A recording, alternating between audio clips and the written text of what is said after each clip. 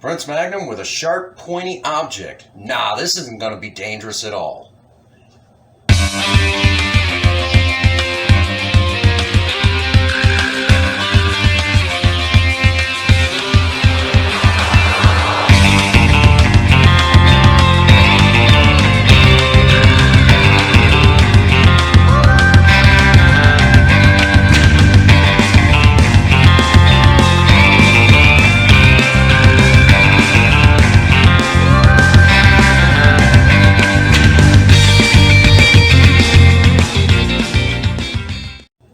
Hello once again and welcome to the Prince Magnum channel where hot rodding and romance do coexist. I'm your host Prince Magnum. Welcome once again to Surviving Romance, and in this episode, guys, let's face facts. There are foods out there that everybody loves, not just ladies but the guys, and I mean, to say the least, it's perfect guy food, I guess you could say. Again, the ladies enjoy it. What food am I talking about? Kabobs. Everybody loves kabobs.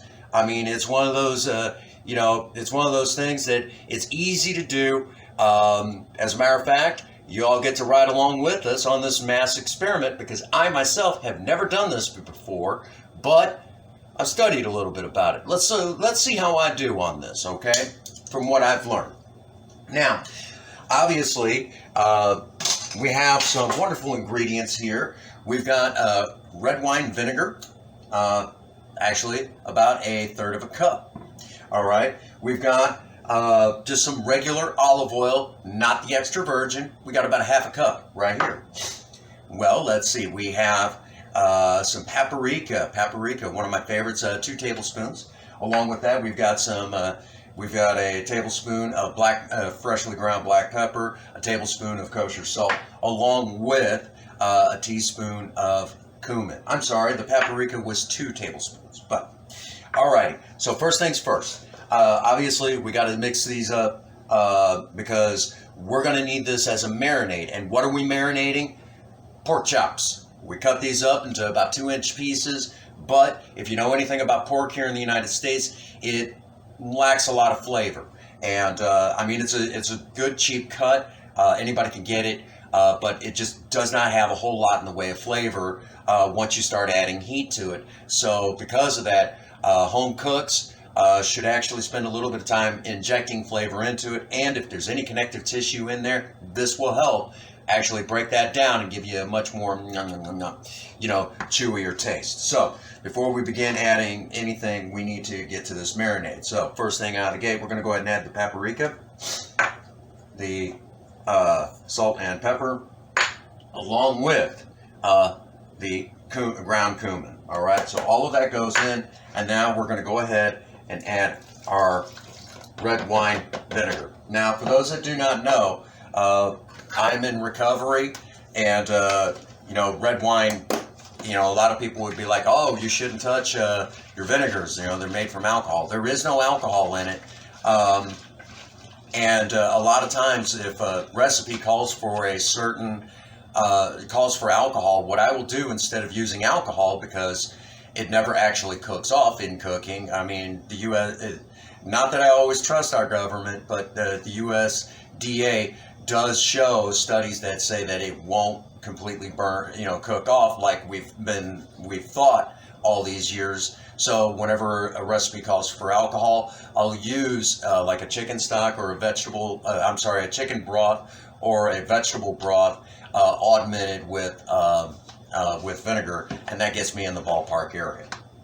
All right, so now that we have this all mixed up really nice, we're going to go ahead and add our regular olive oil right in there. And what we're going to do is create kind of like an emulsion sort of thing here. Kind of like making a vinaigrette. And for those who've been around the Prince Magnum channel long enough, have seen us make vinaigrettes before. So we're going to stir that around real nice. Okay.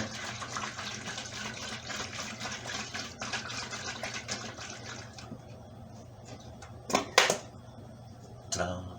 All right, there we go. All right, so we've got this all done up. Now we're going to go ahead and add these in. Okay. Don't worry about, every last piece being soaked. We could stir this around a little bit later, move things around a little bit, and this will turn out really great. Don't worry about it. And I've teased for years here on the channel, making jokes about, I wish you all could smell this. We're still working on that smell-o-vision here on the channel. This does smell, the spices and everything smells wonderful. It's great. I wish you guys could smell it because you get the idea. But if you use if you basically follow along with us, you'll be all right. Okay. Make sure that you put this in a tight sealing lid, in a container with a tight sealing lid. I'm going to leave that in there. And, stash this in your refrigerator for about an hour. Okay. Now, while we're also on the subject, from our sushi episode, we've got some leftover tuna and salmon. So that's also going to be skewered as well. Put that back in the refrigerator. And to go along with this, very, very popular is also sweet potatoes. And this will also be skewered as well. Okay? So, now that we have established what's going to be going on the skewer, let's talk about the skewers themselves. We actually got these over at the local Menards over in Farmington. And the reason why we got these from Menards is everywhere else that we went, the skewers were flimsy and didn't have much of a good solid point, and the food would just kind of spin on there. This has a kind of a triangular groove right down through the middle, which, as you can tell, will actually also help with juice runoff. Okay, and if you want to sharpen it, it's got that nice triangular point at the end. So if you want to get it sharper, you can. Okay. Along with that, these wooden handles, so I don't have to wear mitts when working with them. And to me, that's just the best way to go, is to make sure that you buy a good quality tool. I've seen a lot of people. Don't do that to yourself. Okay. Remember, folks, when we're dealing with basically shoving sharp objects into something, we want to safety first. Okay. So, along with that, we also have our brand new charcoal grill we'll be using in this episode.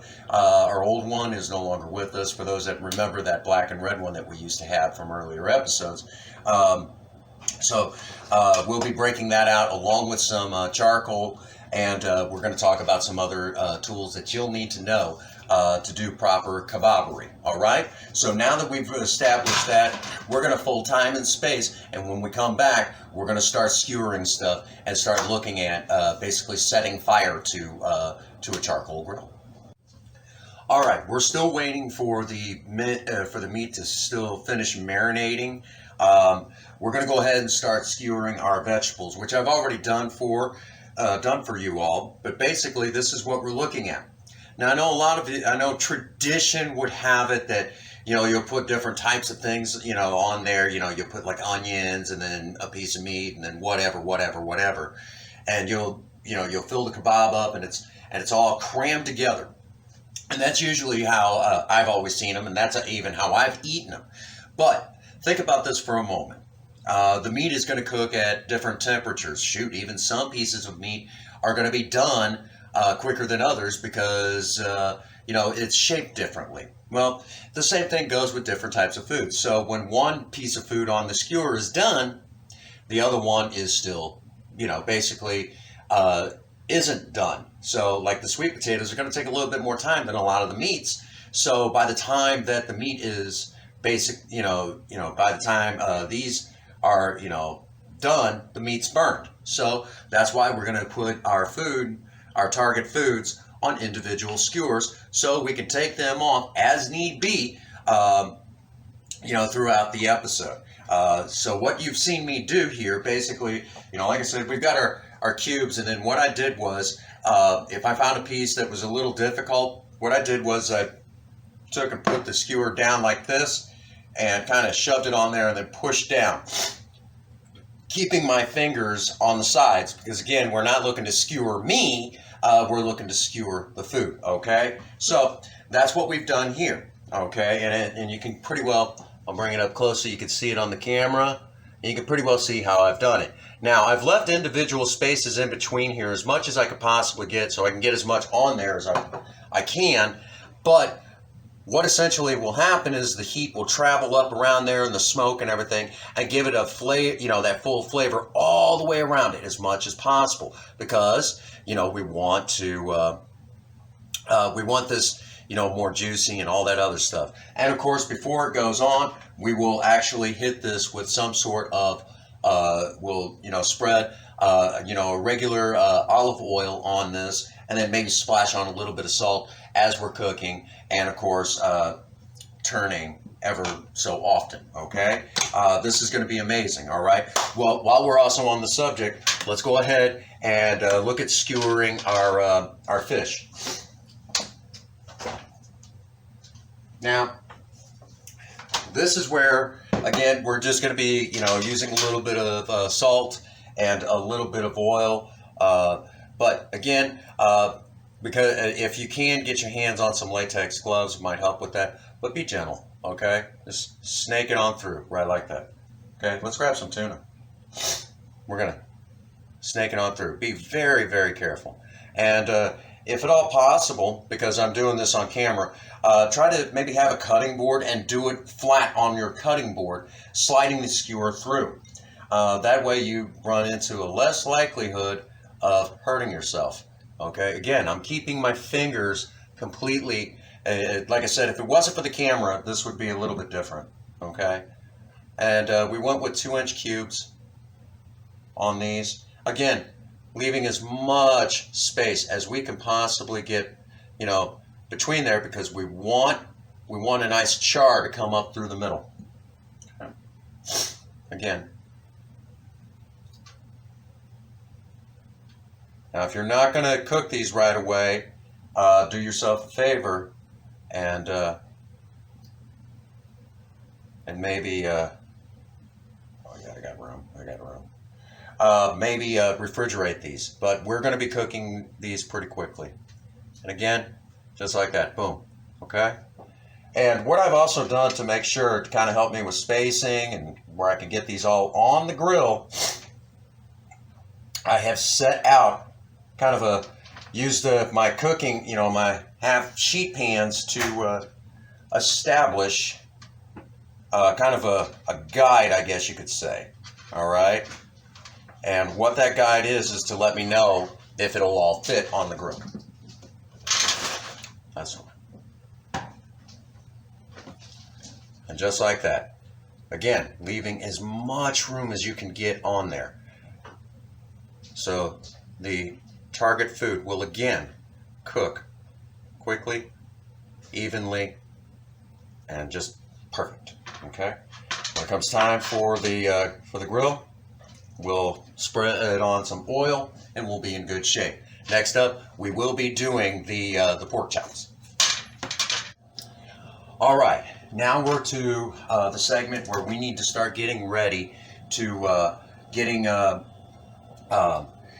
getting ready for the fire, which Princess Faye has already started the charcoal grill. She enjoys doing that sort of thing. So we need to go ahead and start skewering our pork chops. Now, I know some other chefs would be really, really focused on making sure that every size match. Don't get hung up on all that, okay?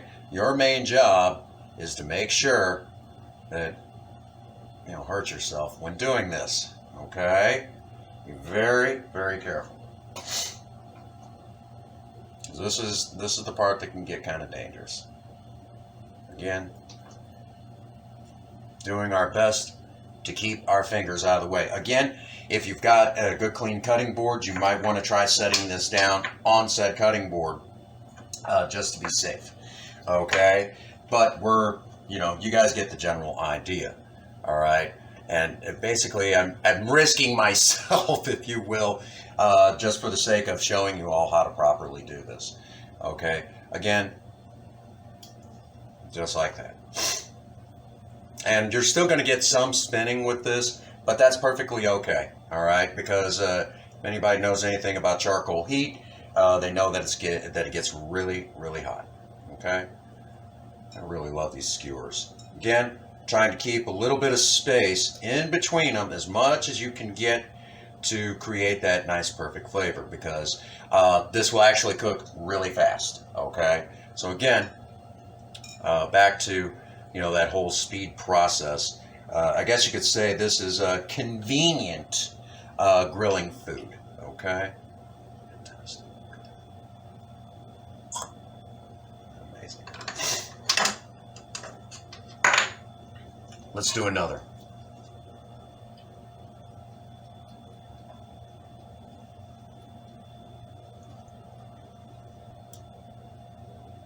Find a piece that's being a little stubborn. Be very, very careful.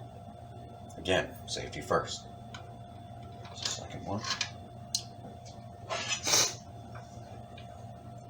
And last but not least.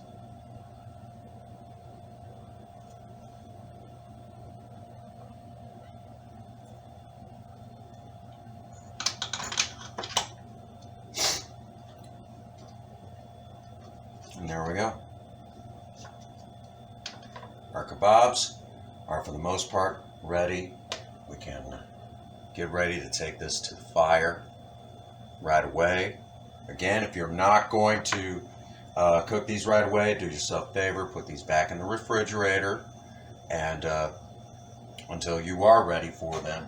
But we're going to be hitting these to the heat pretty dang soon. But before we do that, as I mentioned earlier, we were give me just a second.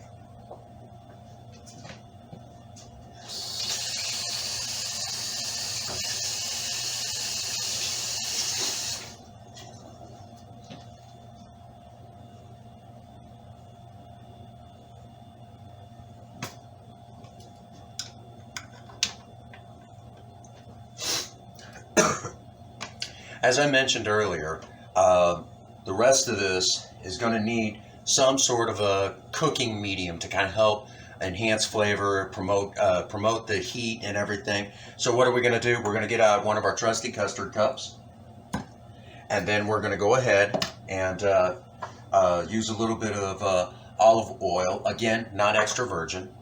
And I'm going to move this over here. And what we will be doing is kind of spreading some on, okay, and then lightly coating with a little bit of salt. Okay, what kind of salt? Again, that's completely up to you, but around here we don't use table salt, but we will be using, of course, probably some sort of a mineral salt. Okay, it don't take much. That's why we always put it in a custard cup, because it won't take much. Okay, so we're going to liberally coat these up as good as we can. And of course this will help with flavor. If you don't like the olive oil, if you're one of those folks that likes the maybe you yourself prefer the grapeseed oil, try it out and tell me about it in the comments box below. Okay. And of course the turn.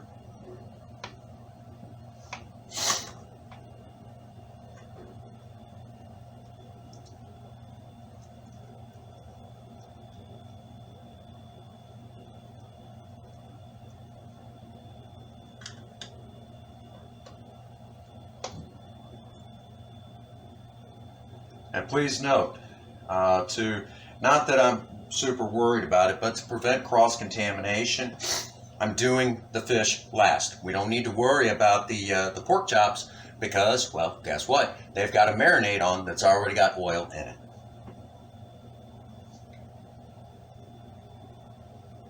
Yeah, very little.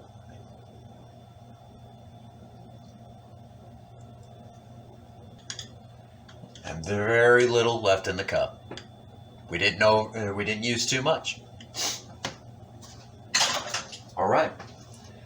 In just a few, I'll see all of you out there at the grill. All right, and welcome back. We're now in front of the charcoal grill, and we're going to go ahead and begin cooking. Take a look at that. Now again, don't panic if you see a little bit of a flare up. If it gets too bad, just douse go ahead and get these on there. Now I know traditionally here in the States, actually we're going to turn these ever so slightly. Oh, look at that. Look at that. Already cooking. Yeah. Wow.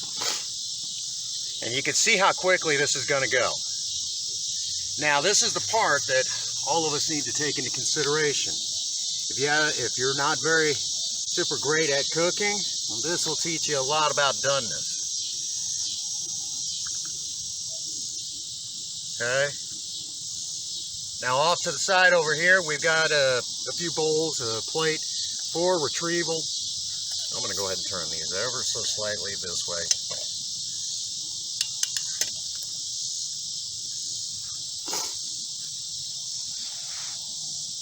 And see, that's why we got the ones with the handles, so don't need mitts or anything like that. Look at that. Isn't that amazing? Doing this right over the charcoal, right like this, trying to get these as close as possible. The char is going to be amazing. The flavor is going to be intense. You guys are going to love this. After folding time and space, we're now at the stage where we need to go ahead and pull the fish off. So we're going to go ahead, be very careful, very careful. We're going to come over here. Normally I don't advocate doing something like this. Lay it down.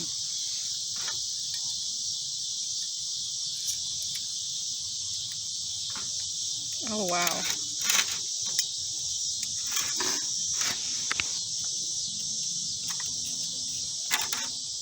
Ta-da.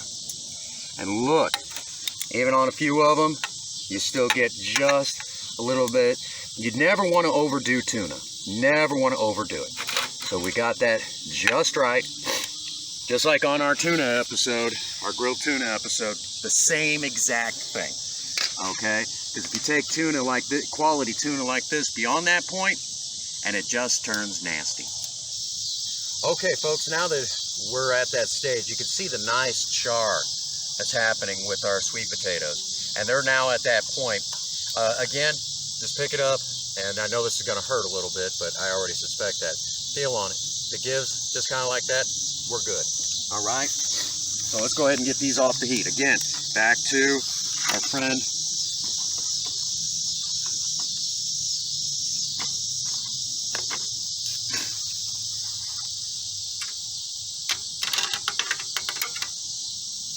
And now you see why putting them on separate skewers was such a great idea.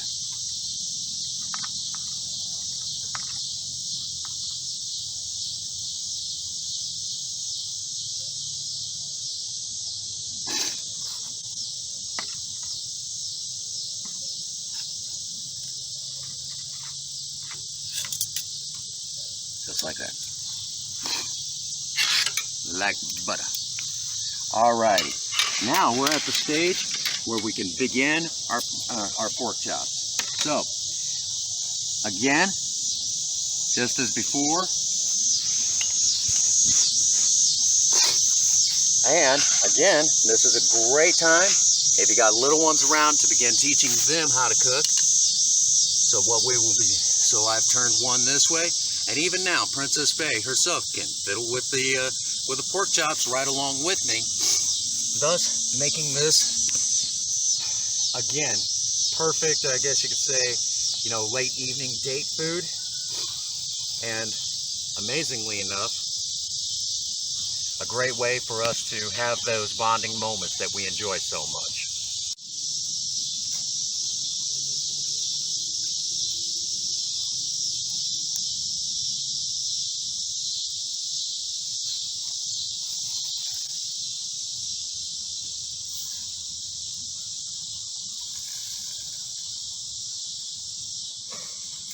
All right, now we're at the stage, folks, where these are done any longer, and they're toast, okay? And you can see the nice color that we've been looking for on this, okay? The juices is running off real good. We're gonna go ahead and start at the end. And just as before, now I know, again, traditionally, what a lot of people will do is eat these right off the skewers. but that can be dangerous, and you could put an eye out.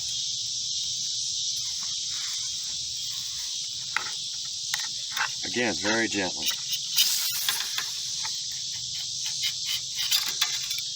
Amazing, isn't it? And again, this is a food that so many people love, so few people do. Oh, that's okay. Pork chop down. And there you have it. Some of the finest eats. And it didn't take us that long to do it. Now, some of you are probably wondering, what can you do with this? I mean, this looks great. I mean, obviously, they're bite-sized pieces. Or we could even go so far as to make up a batch of rice. Or we could just throw it in with some noodles. We could have even done mushrooms. We could have done pearl onions, carrots. The list goes on of things that we could have skewered today. But this is just what we had on hand. So, if you will, some of the finest foods you could, it didn't take us that long to do, and it didn't take us that much charcoal. This was economical.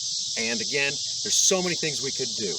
And I know right now my good buddy Choice from Choice Games is sitting there cussing me out saying, Prince Magnum, you better be sending me some of this. Unfortunately, I have no way to vacuum seal it and send it to y'all. But if I could, I would, Choice. But at least now, Choice himself has an amazing recipe to add to his repertoire. And of course, I know he might just be doing this for his wonderful family. And I hope all of you out there will do the same exact thing. All right, that brings us to one of my favorite spots in the video. If you would, let me shout these wonderful people out right here. These fine folks are hard-working cogs within the Maverick Nation and continue to help support the Prince Magnum channel in reaching our goal of 1,000 subscribers. Also, as usual, you get out there and work on a project. I don't care what it is, just do something with yourself. Remember, idle hands and a creative mind go together like oil and water.